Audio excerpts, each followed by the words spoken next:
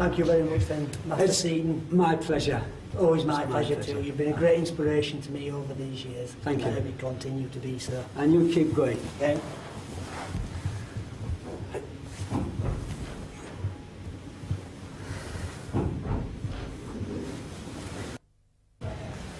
How you doing, Dave? Not bad, Bob. Not bad at all. I'd like to introduce Dave Allen, basically the founder of martial arts in Huddersfield. Been training for a long time now. Dave, how long's it been?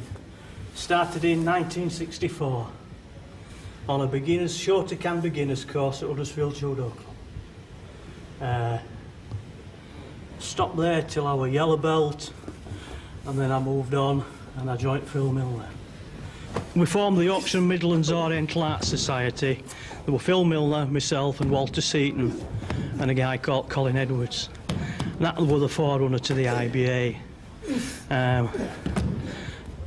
I left the IBA at one stage and went back to the UKKW, trained under Suzuki, Maida, Sakagami, Kitamura.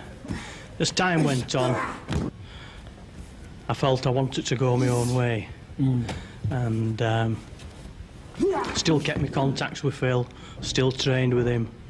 I regard him as my chief instructor. Yes, well, he's a good chief instructor to have in today. How have you seen martial arts change over the year? Would you say it's changed for the better or changed for the worse? Certainly changed for the better. People now realise that everybody has got to go to work the next day. When I started, broken legs, broken noses were quite common. We've now got the safety aspect where people want to train on mats and have to train on mats.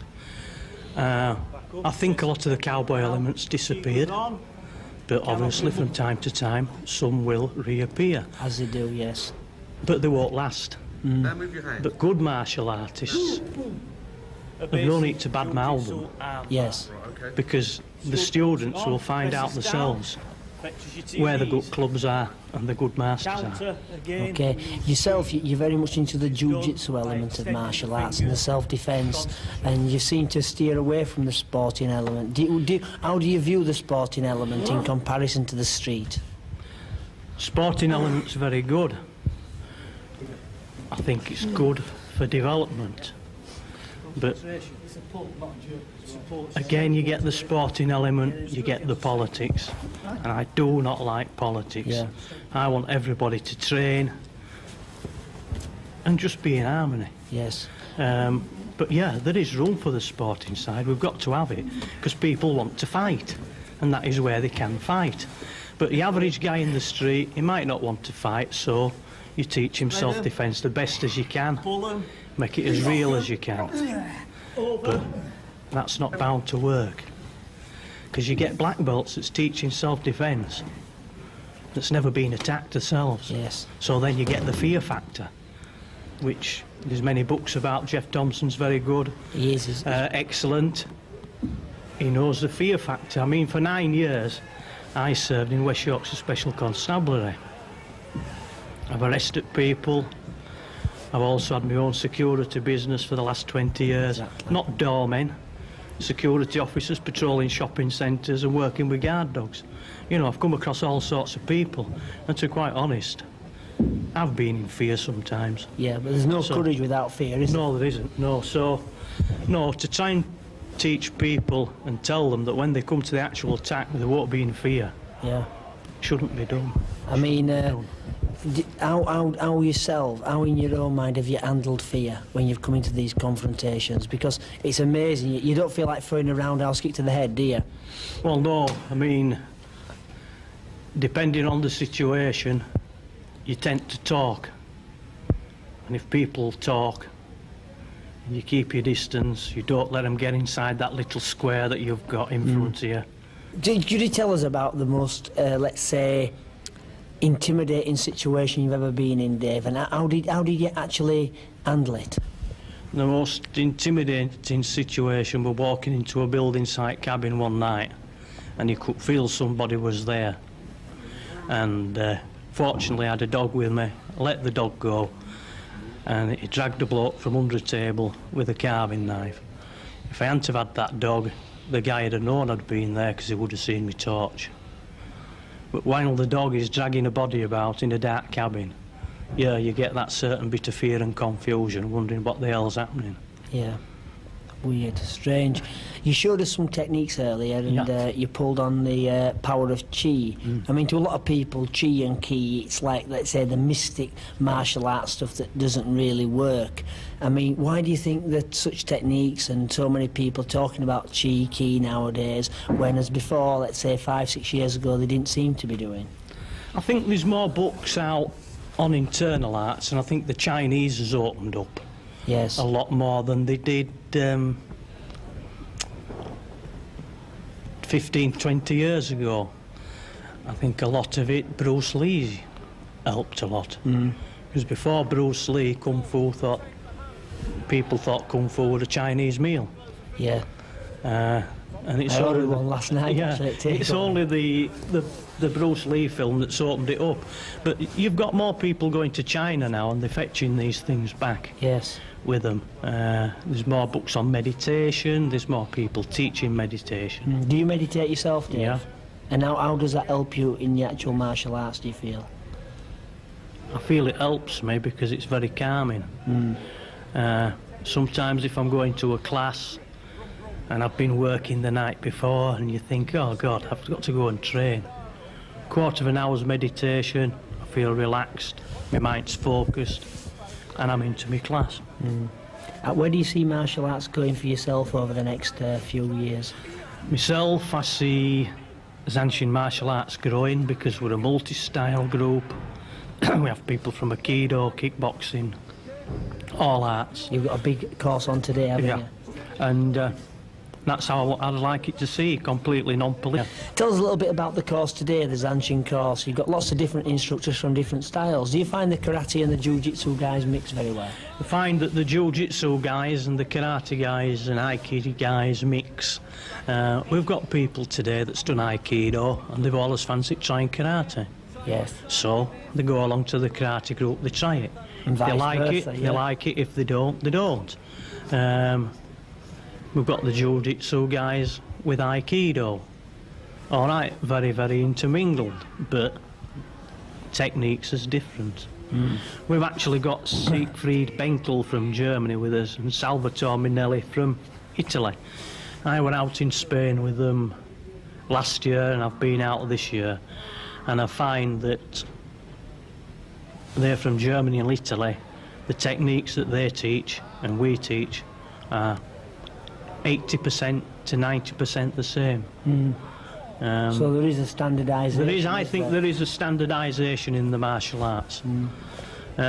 You get your various styles of jiu-jitsu like you do karate, but it's end of the day there's only so many ways you can kick, or as jiu-jitsu and aikido, only so many ways you can bend an arm. Yeah, manipulate the joints, isn't it? Yeah, exactly, yeah. All right, Dave. Thanks a lot for the interview. Thanks for interviewing me, Bob. Thank you very much. See ya. Cheers.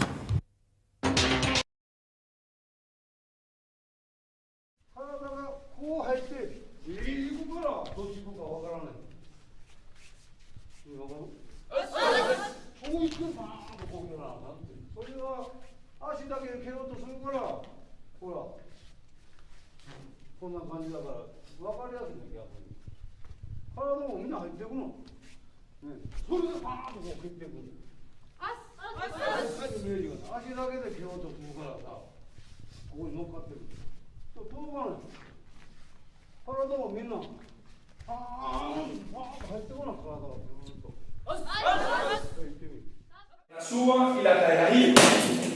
¿Ok? Entonces, importante, muy importante, devolver la pierna. ¿Sí? Subo, pego y recojo. No me quedo allá. ¿Por qué? Porque en la vida real evito una garra. Por eso pego y recojo. ¿Ok? Vamos a verlo del otro lado. Lo mismo, misma pierna, pie y gira. Arriba, recojo. Rápido. No es, la fuerza no es tanto en lo duro que le pegue, sino lo rápido que saque la patada. Eso es lo que me genera el golpe. Entonces la saco rápido. ¿Ok? No pego duro. Esta vez no voy a pegar de esta forma, sino voy a pegar de forma lateral. ¿Ok? Subo y pego de forma lateral. Ya no es circular, subo, lateral. ¿Ok? Mismos 3. 1, 2, 3. Y vuelvo y bajo. Entonces, bueno, la técnica es de esta forma, para que me vean de frente, pero la vamos a ejecutar ahorita cuando vayamos a la tula de lado. Vamos a avanzar hacia nuestro oponente. ¿Ok? Ya no voy a hacer de guardia y cambio, sino de acá a acá. Entonces vamos a ver la técnica.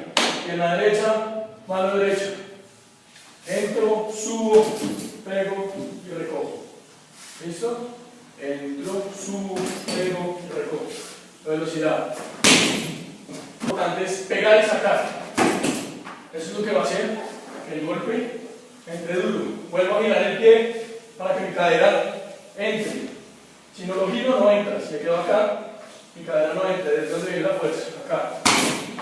Ok, vamos a ver desde el otro lado. Mano derecha, pierna derecha.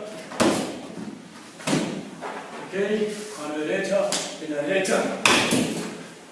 Ok, esta patada tiene una modificación, que es que yo no siempre voy a ir hacia mi objetivo. Mi objetivo puede estar pegado acá. Por eso es importante subir la rodilla al pecho, para poderle pegar a objetivos cercanos. Ok, es una patada cercana. Por eso tengo que subir rodilla.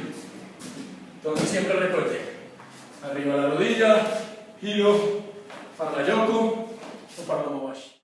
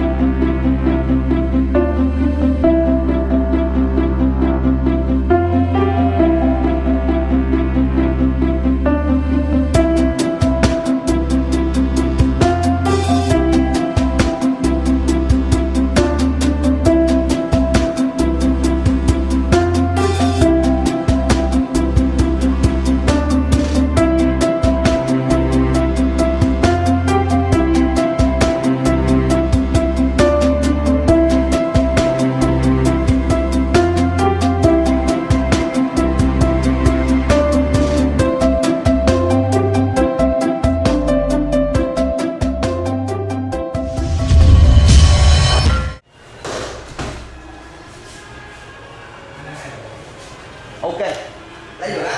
Rồi, đánh đi. Quay cái đầu đi. Rồi, làm lại. Giờ thẳng ra cái. Rồi, lùi ra, quay ra. Thẳng ra. Rồi, quay ra. Rồi. Được không? Hai người đó chạy ra khỏi hình ảnh. So try and get out of the way, vector it, use two hands, don't get your fingers involved. Here, then counter, yeah?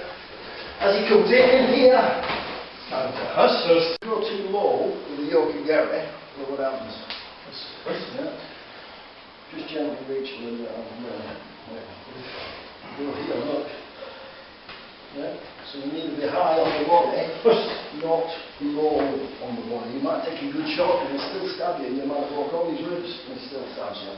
So when he's coming in, bang, high, that's partly why you're going to get your hips loose and all, you might say your arms on there. Somebody's lunging out, get out of the way. Now this is my eye distance, this is important. Can you see where I am? This is just nice for me. I can tell now from where he is and where I am, that's going to work nicely for me. So if I'm looking up, too close. Better too long than too close. Yeah? If I get too close, I'm really going to struggle here to try and get a leg up. Yes, even though, you know, my leg, look, that knee is up to his chin. But I have no power. Yeah? So, if I go just nice, it's just where I want it to be, yes? If on the other hand, I go a little bit long, it's still okay, because I can sort of nudge it very easy, rather than try and correct a too close one. So either get it right, boom, that's about right for me, or go a little bit long. you know, you're more safety. Yeah, and it's easy to catch that up. We play normally a big mat, sock and latch, and it's perfect for this, yeah? But look, slight change, it's perfect for that, yeah? And when I'm here, he doesn't really know, he probably thinks it's going to be that one, so he might be coming around the corner, this kick. But then actually that man sneaks around on the outside. So try and make that sock and latch position, and then you've got options. I said about just like range and stuff like that. I mean, keep constantly trying to find something too close in range, but obviously you want to close distance. That's the main. Well, that's by the way. In the beginning, I was saying use this to dictate your angle. Use this to dictate your range. And like I said, for me, touching would be too close. So I want to, I'm just off him, bam, and then that's just about right for me. Okay, so go back to where we were keeping him there, yes? You just turn from here, kick to there. You see, it's not a Yoshiwa again, that's a Yoshiwa again. You come side on, he's kicking, yeah? So he comes in, okay? Just spin on him. Not necessary. If you've got his first two right, that's it, yeah? But just for training purposes. So kick him, boom. I'll slow it down a little bit. And go back a little bit, and because you would. And there. Over the jump pitch kicking. So up, bang, position, and he goes back a little bit. Boom. So I'm taking a jumping up again. Up.